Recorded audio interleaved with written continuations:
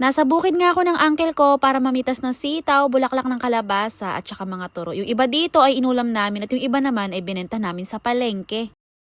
Pagkatapos nga naming magkapilahat ngayong umaga, ay nagsimula na rin kami kaagad dyan maglakad papunta sa bukid at hindi pa nga sumisikat dyan ang araw. At habang naglalakad nga kami dyan, tuwang-tuwa ako sa nakikita ako na tanawin. Iba talaga dito sa probinsya, napakagandang pagmasdan ng mga bundok lalo na sa umaga. Meron din pala kaming dinaanan na ilog bago kami makarating sa taniman ng uncle ko, pero hindi naman malalim yung tatawiran namin, mababa lang. At pagkarating nga namin dito sa bukid ng uncle ko, ay nagsimula na rin kami kaagad dyan sa pag-harvest. At ang unang nga naming pinitas dyan ay yung mga sitaw na haba. Kahapon talaga dapat daw sila mag-harvest ng sitaw, kaya lang meron ngang okasyon sa kanila kaya pinagpaliban muna nila. Kaya yung mga pinipitas namin ngayon ay matataba na kasi nga nalipasan na ng isang araw. 4 na tudleng ang pinagpitasan namin na sitaw at sa tingin ko nga dito sa mga pinitas namin na to ay mas marami pa yung reject kaysa sa mga goods. Wala kasing spray ang sitaw na to kaya ang dami namin napitas dyan ng mga reject. At katabi nga ng sitaw ay meron din pala silang tanim dito na kalabasa na hindi na nga nila pinipitas yung bulaklak kasi nga daw kakaunti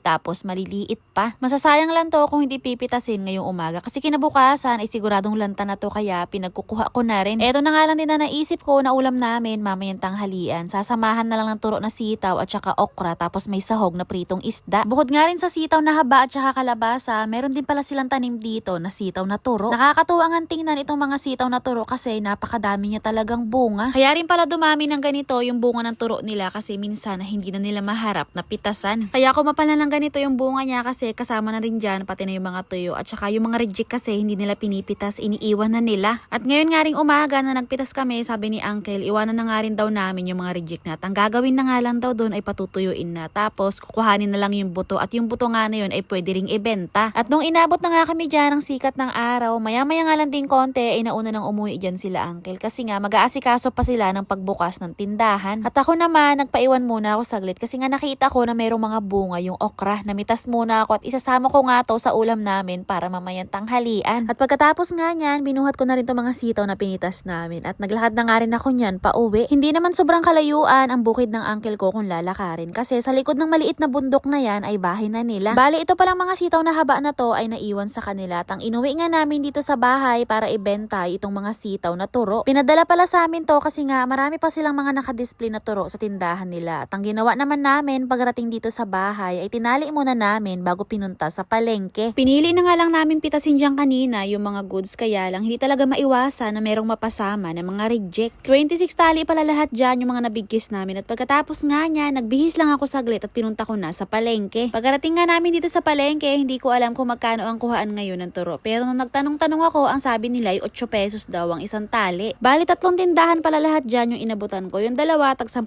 tali sila at yung isa naman ay 6 na tali at pagkatapos nga niyan ay umuwi na rin kami. So yun lang for today's video. Thank you for watching!